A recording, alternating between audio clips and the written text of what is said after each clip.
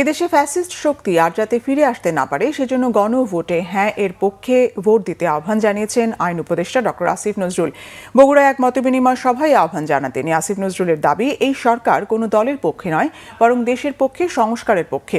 গণভোটে হ্যাঁ এর পক্ষে সবাইকে প্রচার চালাতে বলেছেন মুক্তিযুদ্ধ বিষয়ক মন্ত্রণালয়ের উপদেষ্টা ফারুকী আজম। সকালে জয়পুরহাট জেলা প্রশাসকের সম্মেলন কক্ষে এক সভায় তিনি কথা বলেন। এদিকে গণভোট দেশের ভবিষ্যৎ সংস্কারের একটি ঐতিহাসিক সুযোগ বলে মন্তব্য করেছেন মহিলা ও শিশু বিষয়ক উপদেষ্টা শারমিন এস মুর্শিদ। যশোর জেলা প্রশাসনের আয়োজনে এক মতবিনিময় সভায় তিনি কথা বলেন। প্রধান উপদেষ্টার বিশেষ সহকারী অধ্যাপক আলী রিয়াজ বলেছেন, প্রজাতন্ত্রের কর্মচারীরা অবশ্যই হ্যাঁ ভোটের পক্ষে প্রচারণা করতে পারবে। ময়মনসিংহ টাউন হলে এক মতবিনিময় সভায় তিনি কথা বলেন।